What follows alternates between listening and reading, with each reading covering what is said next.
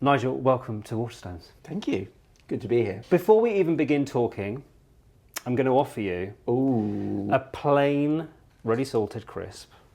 And I think we should just enjoy this moment because whilst this might not be great TV, we should just enjoy the crunch of a simple plain crisp.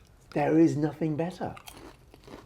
Now, people watching this might be thinking, that's quite a lame bit of food to give a guess, but please There's explain. nothing lame about plain crisps. If I had to give up every snack, I could just choose just one for the rest of my life, I'd keep crisps. Let's get into that. What is it about a plain salted crisp that makes it top snack for you? Salt. Listen, it's cheap. It's absolutely everywhere. Any newspaper shop, they've got crisps. It ticks every box for me. It's got that comfort of potato, of starch. You also do feel quite full. You've only got to have a glass of water, and suddenly you're full with crisps. But it's that snap, that wafer thin, like it's almost like ice. When you eat a crisp. Plain crisps do actually get a couple of mentions in your new book, 1,000 Feasts.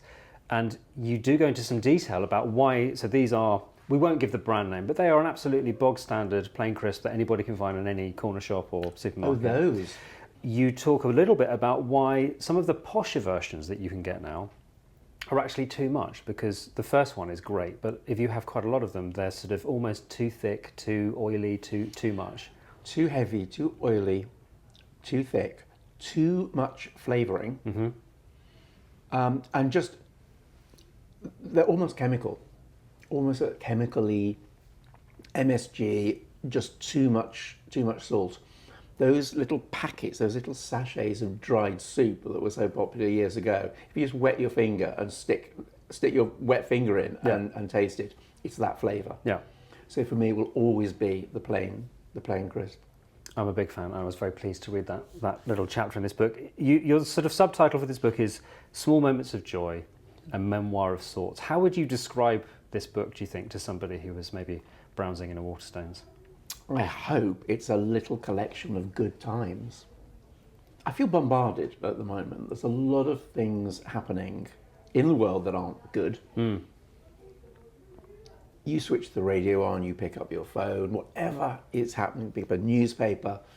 There's a lot of things going on in the world that you can't ignore. You want to see what's going on, you want to know what's happening. But at the same time, I need a break from it. And I started to go through my old notebooks.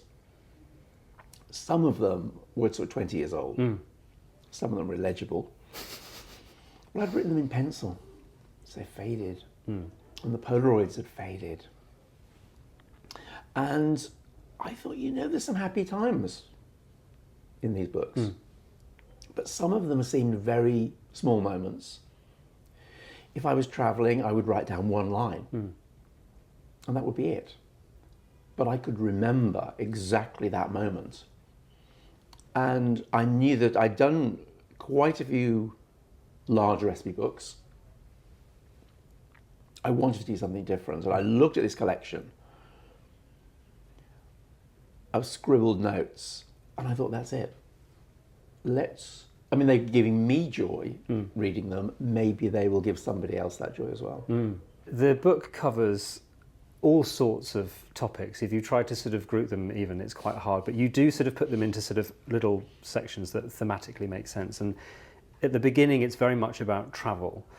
You mention at one stage talking about packing a suitcase, and you mentioned having an old Globetrotter suitcase, and that made me remember that my parents had a Globetrotter suitcase, well, two Globetrotter suitcases, one of which I stole when I left home, and which I used for a while until its leather handle broke and it became sort of almost entirely useless.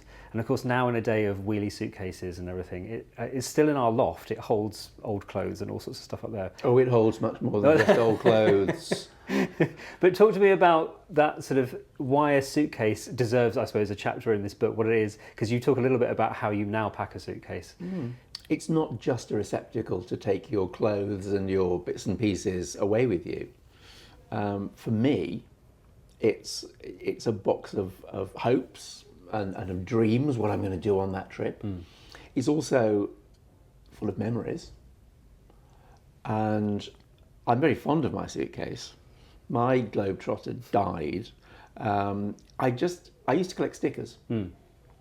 Everywhere I went, I bought a sticker and put it on the suitcase. And then I think it was in Bogota, this rather officious guy, a Czech, and he just took this little sort of paint strip, I think, out of his pocket and just scraped all. So he said, it'll get lost if we put it in with all this stuff. And he just scraped all my stickers off, and I broke my heart. And it was falling to pieces, as they do. Yeah. So I've now got a very light, very large suitcase. And I do enjoy packing. I mean, I wouldn't tell you when I start. I mean, it's usually days before. Because I've got a very strict packing list. And it isn't just something to put your clothes in.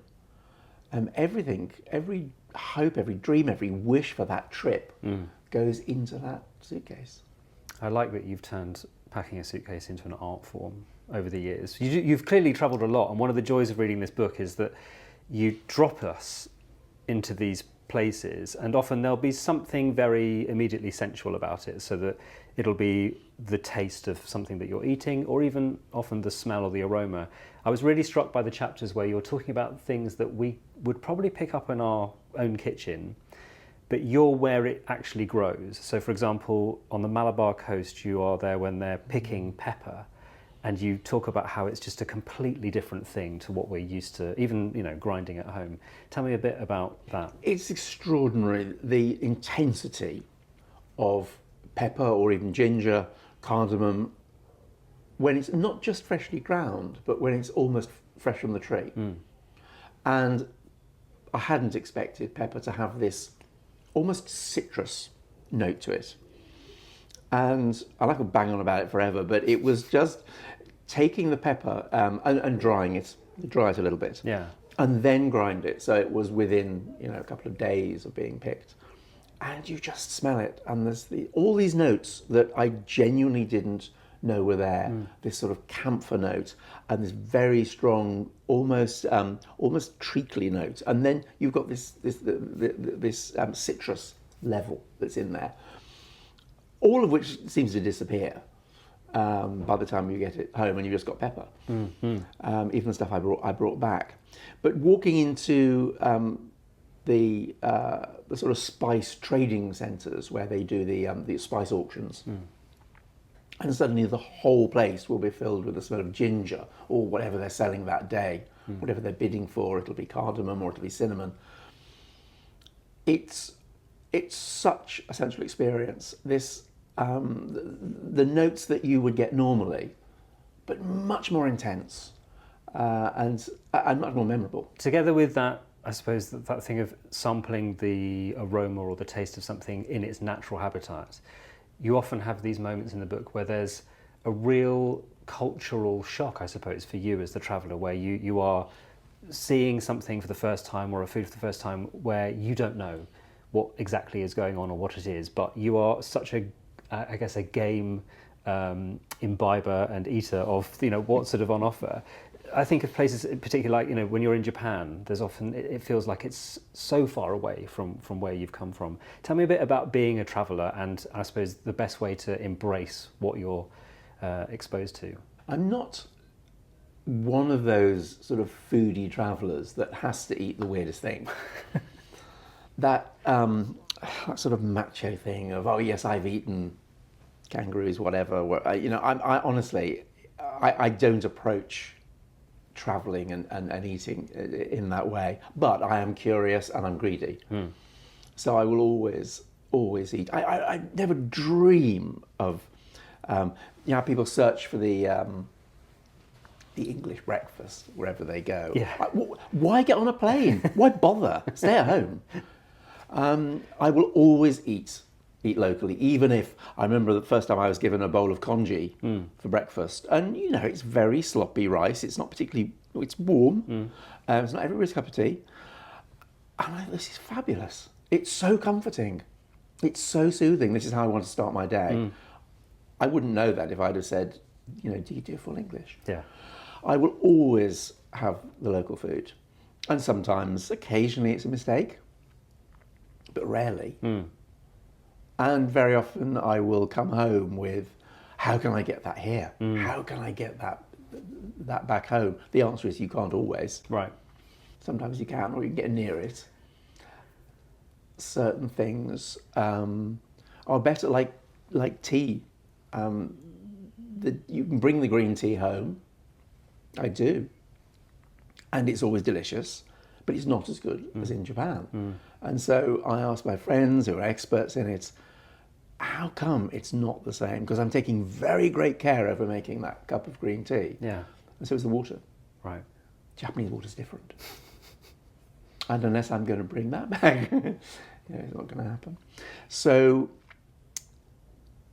I don't want to say intrepid, but I will always hunt out something local. I'm not going to take my food with me in my suitcase. Not even the little jar of Marmite. I'm not going to do it. It's interesting you said it, because I think there's a thing recently I read, which is people often go on holiday and they'll have a bottle of white wine in the evening, or rosé or whatever, and it'll be the most delicious thing they've ever had. And so then they will buy the same bottle when they get back home to the UK, sometimes at great expense, and it just doesn't taste the same, even though it's literally the same wine. But it's because you forget that the experience of the day that led up to that moment, the swimming or the sunbathing you were doing all day, or the game of tennis, whatever, is why that wine tasted so good in that evening, and that you needed all the other stuff for it to have that kind of same impact. It's absolutely everything is in that glass. It's not just the wine. It's your whole day. It's where you are. It's the people you're with. I also think it's partly the fact that you actually don't have to worry about anything as well. So you've got that little note of joy that is in that glass that isn't necessarily at home because you're worried about what you're doing tomorrow, or you're working or whatever. When all these travels inevitably come to their end, you do have to come home. And there's a lovely section of the book where you're talking about things which are related to your home. There's one chapter which is called The Benign Intimacy of a Spoon, which I think is a really good example of what readers can expect from this book. Tell me a little bit about what that means and why you felt compelled to, I suppose, to write it. Other things are pointy. The knife, the fork, the chopstick. You can hurt somebody with them. You can hurt yourself. When you spear your food with a fork, you're stabbing it. You're poking it. With a spoon, you can never do that. You're taking up some warm liquid. You're taking up a little bit of food. It's got rounded edges. It's a gentle, benign thing. And I love eating with spoons. I also love eating out of a bowl. There is something about the sound and the feel of the bowl of a spoon on a bowl of food, particularly if they're made of wood. I mean, I've got a wooden porridge bowl and a wooden spoon, which is like Goldilocks in the winter having breakfast. And to me, that is much more pleasurable than getting a pointy fork, stabbing it into the food, and then attacking it with a knife as well. So there's a warmth, there's a friendliness about a spoon. Also, just rub your hands over that bowl at the back. It's a lovely, soothing thing to do, and also that very odd reflection. Yeah, it is really weird. Somebody once said, why is it that when you look at the back of a spoon, everybody looks like Pete Townsend from The Who? And it kind of is. One of the things that you mentioned as well is at home there is something about the scent of a kitchen, particularly if you've walked out of the house and then you come back in again. It doesn't matter almost what you're cooking, but it's just one of the absolute joys of cooking at home, is that amazing aroma that can fill the house. Do you have some favourite smells that the kitchen sort of produces, or do you just sort of enjoy all of them? The favourite smell is the one that is probably 60 years old now, and that is coming home on a winter's afternoon and getting to the front step and realising that I can smell flapjacks. and knowing that when I go in, my mum has baked flapjacks, Yeah. which quite often were still in the oven and burning, but they were there. And it's still the best smell in the world, is oats and sugar and butter cooking in the oven. Baking is always, there's something incredibly nurturing about the smell of baking, whether it's just bread rising, whether it's dough just proofing in a bowl, or whether it's bread coming out of the oven. It will have that, I mean, I hate the word a hug, but it is that quality. It's very welcoming. But most kitchen smells are good. I'm very good at burning things. Okay. As my local fire brigade will testify. My fire alarm unfortunately has to go through to the local fire brigade, so I sometimes get these very cross firemen with a fire engine outside the house. So sorry, it's toast again, I just burnt the toast again. That isn't a good smell, that hangs around. But yes, pretty much everything.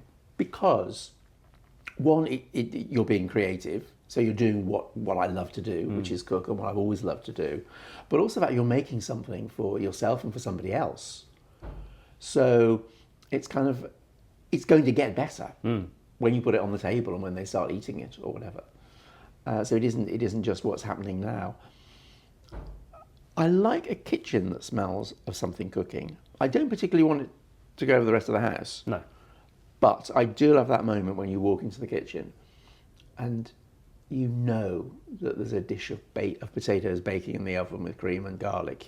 You can't see it, but you can sense it and you can smell it. And already I'm hungry. I know there's going to be something good on the table. I knew this would happen. This conversation would make me feel hungry. We've timed this really badly because it's very close to lunchtime. You're allowed another crisp. My son actually came into the house the other day and he went, "Oh, something smells good," and it reminded me of that sort of chapter in the book. And one of the things I was making was some crumble with some local rhubarb. It's just the best, isn't it? Well, you write a very interesting chapter which is about what you call the undercrust. So that everyone knows, we've got the soft fruit at the bottom, we've got the crumble on the top, but you're talking about where those two things meet in a way, where they talk to me about the undercrust. It's just the best bit. I mean, I love the crumble, that crunchy sort of rubble on top that's all golden, and I do like the fruit. That squishy, warm, almost jammy fruit underneath. But it's that magic bit in the middle. I wrote about it years ago and I'd forgotten. I found this old magazine where I'd written about this undercrust. And then I suddenly realised lots of people were writing about it as well. But I remember writing it thinking, they're going to think I'm mad. They're never going to publish this. But it's the same with a pie. So you've got your crisp pastry crust, you've got your meat or your vegetables underneath, and then you've got this soggy bit. It's bliss. I'd be happy for a plate of that. It'd be a really interesting dish on a restaurant menu, wouldn't it? If it was just undercrust. Oh, it'll be there. Give them time. I'm always the fan of when you bake something in the oven. I always like the sort of burnt, crispy, crunchy bits that probably have gone a bit too far. But the bit that sticks to the tin. Yeah. It's like when you're washing up after Sunday lunch, and you go to do the roasting tin. Oh, there's a bits of roast potatoes stuck to the tin, and you're full. You're replete. But no, you've got to prize that little roast potato off the tin, and it is the best bit. And if there's a bit of bread sauce and gravy to go with it, it's even better. That's the chef's privilege, you see. You're allowed to have that bit. There is this sense of the passage of time through the book, even though these chapters are sort of taken sporadically from these notebooks. And towards the end of the book, you talk about your garden, which some people will know that you're a very keen gardener, and others may not know. But you're sort of building this garden through the course of the book, it feels, with all the travails that means for anybody who's a keen gardener. There's a really nice moment where you're talking about the smell of fresh herbs in a garden, because I think a lot of, again, that sensual thing that comes from somebody who obviously is connected to using those herbs in cooking. Which herbs do you have in your garden, and which are the ones you couldn't do without? My soil is really quite rich. I've fed it with probably slightly too much organic material over the years. It's almost like chocolate cake. It's just so rich. Herbs don't like that sort of soil. If you think about where they come from, they're on hillsides, they're surviving in scrubland on rocks. And I haven't got that sort of soil. It makes herbs a bit sort of queasy. So I grow them in pots. And thyme does very, very well for me. Lemon verbena, which I actually use for tea more than anything else, that is very happy in my garden. And also the scented pelargoniums, the things that actually, if you put them into sugar and you scent the sugar, then you can sprinkle it over a cake. They do very well in my garden. Basil is a tricky one. It's very tender. Things that bolt, like coriander, one minute you've got leaves, the next day you've got mile-high white flowers. Yeah. And then the basil itself has kind of gone over. But anything that will work in a pot in sort of gritty soil, I can usually grow and have quite a lot of success with it. And then, yes, sometimes I cook with them, but if you think about it, I get through a lot of thyme, a lot of coriander, a lot of parsley. I can't grow that much. No. A lot of my herbs fall into the touchy-feely moments when you come outside, when I'm cooking or even writing actually, and I just squidge them, I crush them. Yeah. The smell of mint, it makes you want to go straight back into the kitchen and carry on cooking, or it makes you want to write because it's so refreshing. It's so cleansing, and I think it cleanses the brain as well as the nose when you smell it. And I'm pretty good with herbs, and you can move them if they're in pots. You can also move them around the garden as well, so they can catch the sun wherever, because they like a bit of sun. You shared a memory earlier of your mother and cooking flapjacks and that amazing smell. And with the garden, you share a sort of memory of your father with his secateurs going around pruning roses with vigour, shall we say. And that was sort of the one thing that he sort of passed on to you, was this sort of... It was the one positive thing he passed on to me. Was he passed many things on to me, which I really don't want at all. But pruning was something that he genuinely enjoyed. And from an early age, I liked gardening. I had my own little patch of garden. I thought, I'm going to watch him doing it. My dad pruned roses with such care, almost with such love. And I watched him, and then one day, how are you doing? Why are you cutting there rather than further down? And he explained to me. And my father it was interesting the way he pruned roses, because the general advice is to go right down to the last bud. But he would never do that. He went to the one above, because he said if a frost gets the one, you've still got another one left as well. And I prune roses to that rule to this day. And I've become a man who enjoys pruning. I think it's the one little bit of my life of which I feel I have absolute control. Yeah. So I have inherited his habit of having holes in his pockets because he walks around with his secateurs in them, which I do to this day.